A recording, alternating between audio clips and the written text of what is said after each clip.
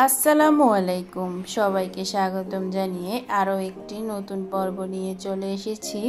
আমার আজকের রেসিপি হলো খুবই মজাদার বুটের ডাল দিয়ে গরুর মাংস রান্না। তো চলুন রান্নাটি কিভাবে করলাম তা দেখে নেওয়া যাক। প্রথমে আমি এখানে 2 কাপ পরিমাণ বুটের ডাল নিয়ে নিচ্ছি। এগুলোকে এখন পরিমাণ মতো পানি দিয়ে সারা রাত ভিজিয়ে রাখবো। চেষ্টা করবেন সারা রাত ভিজিয়ে রাখার জন্য, তাতে করে রান্না করতে সুবিধা হবে। এই তো পরের দিন সকালে ডালগুলো খুব সুন্দরভাবে ভিজে গিয়েছে। এখন আমি এগুলোকে ভালোভাবে ধুয়ে নিচ্ছি। বুটের ডাল দিয়ে গরুর মাংস রান্না করার জন্য এখানে প্রায় 2 কেজি মাংস ভালোভাবে ধুয়ে নিয়েছি। এখন প্রথমে কিছু গরম মশলা দিয়ে দিচ্ছি, এলাচ, দারচিনি, তেজপাতা, লং এবং একটি জয়ফল। লবণ দিয়ে দিচ্ছি স্বাদ মতো। 2 চা চামচ হলুদের গুঁড়ো দিয়ে দিচ্ছি।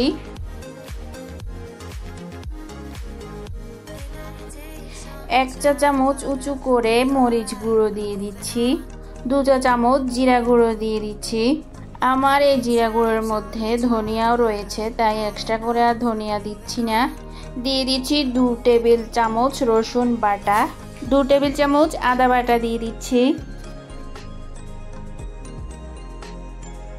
2টি বড় পেঁয়াজ কুচি দিয়ে দিচ্ছি। আর দিয়ে দিচ্ছি হাফ কাপ সরিষার তেল। আমি তেলের পরিমাণটা একটু কম দিচ্ছি, কারণ পরবর্তীতে আবার ভাগার দিব, সেই জন্য। এখন ভালোভাবে মাংসের সাথে মশলাগুলো মিশিয়ে নিচ্ছি।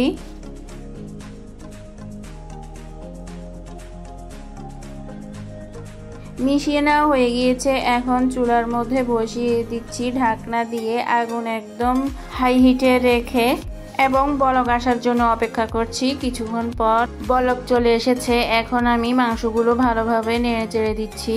এখন আমি আগুনটাকে মিডিয়াম হিটে রেখে ঢাকনা দিয়ে ঢেকে দিব পানিটা শুকিয়ে আসার জন্য। মানে মাংসের থেকে যে পানিটা বের হয়েছে সে পানিতেই একবার মাংসটা কষিয়ে নিচ্ছি। কিছুক্ষণ পর পানিটা শুকিয়ে গিয়েছে, আমি ঢাকনাটা সরিয়ে নিয়েছি। দেখুন পানিটা শুকিয়ে তেল উপরে উঠে গিয়েছে। মাংসগুলো ভালোভাবে নেড়েচেড়ে দিয়ে এখন মাংসগুলোকে আরও একবার ভালোভাবে কষিয়ে নেওয়ার জন্য 1 কাপ পরিমাণ ফুটন্ত গরম পানি দিয়ে দিচ্ছি। আবারও একটু নেড়েচেড়ে ঢাকনা দিয়ে ঢেকে দিচ্ছি আগুন মিডিয়াম হিটে রেখে। কিছুক্ষণ পর ঢাকনাটা সরিয়ে নিচ্ছি। দেখুন পানিটা শুকিয়ে গিয়েছে। আবারও সামান্য একটু নেড়েচেড়ে দিচ্ছি। এখন ধুয়ে রাখা বুটের ডালগুলো দিয়ে দিচ্ছি। বুটের ডালগুলো মাংসের সাথে ভালোভাবে মিশিয়ে নিচ্ছি।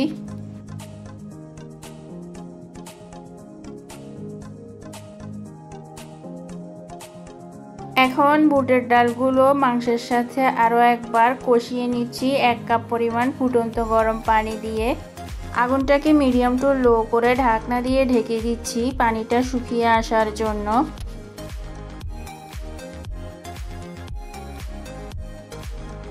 10 মিনিট পর ঢাকনাটা সরিয়ে নিচ্ছি। দেখুন পানিটা শুকিয়ে গিয়েছে, তেলটা আবার উপরে উঠে গিয়েছে।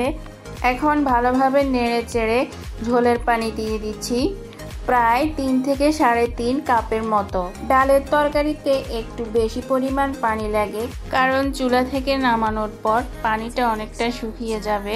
এখন মাংসগুলো ভালোভাবে নেড়েচেড়ে আগুন একদম মিডিয়াম টু লো করে ঢাকনা দিয়ে ঢেকে দিব 15 মিনিটের জন্য।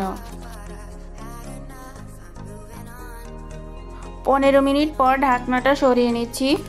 দেখুন মাংসের তরকারির ঝোলটা শুকিয়ে গিয়েছে এবং মাংস ডাল দুটোই খুব সুন্দরভাবে সিদ্ধ হয়ে গিয়েছে। এখন বুটের ডাল এবং মাংসের মধ্যে আমি ভাগার দিয়ে দিব। ভাগারটা অবশ্যই দিবেন, তাতে করে সুন্দর একটি ঘ্রাণ আসবে। আমি ভাগার দেওয়ার জন্য প্যানে পর্যাপ্ত পরিমাণ তেল দিয়ে দিয়েছি। এখন একটি বড় পেঁয়াজ কুচি দিয়ে দিচ্ছি। এই পেঁয়াজগুলোকে একদম ব্রাউন কালার করে ভেজে নিচ্ছি। পেঁয়াজগুলো ব্রাউন কালার হয়ে গিয়েছে। এখন আমি মাংসগুলোতে ভাগারটা দিয়ে দিচ্ছি। কিছু মাংস এখানে দিয়ে দিচ্ছি। মাংস এবং ডালগুলো ভালোভাবে এই পেঁয়াজের মধ্যে নেড়ে চেড়ে এই ভাগা দেওয়া মাংসগুলো রান্না করা মাংসের সাথে ভালোভাবে মিশিয়ে নিচ্ছি। এই তো দেখুন ভাগা দেওয়া মাংসগুলো রান্না করা মাংসের পাতিলে ঢেলে ভালোভাবে নেড়ে চেড়ে নিচ্ছি। এই পর্যায়ে কিন্তু আমি চুলার আগুনটা মিডিয়াম হিটে রেখেছি। কিছু আস্ত কাঁচামরিচ দিয়ে মাংসগুলো 3 থেকে 4 মিনিট জাল করে নিচ্ছি। তো 3 থেকে 4 মিনিট পর মাংসগুলো এখন নামিয়ে পরিবেশন করে নিচ্ছি। দামি মশলা ছাড়াও এভাবে গরুর মাংস দিয়ে বুটের ডাল রান্না করলে খুবই মজার হয়। একবার এভাবে রান্না করে দেখবেন, স্বাদ মুখে লেগে থাকবে। তো প্রিয় ভিউয়ার্স, আমার আজকের রেসিপিটি যদি আপনাদের ভালো লেগে থাকে অবশ্যই একটি লাইক দিয়ে দিবেন এবং প্লিজ আমার চ্যানেলটির পাশে থাকবেন। আজকের মতো এখানেই বিদায় নিয়ে নিচ্ছি। আল্লাহ হাফেজ।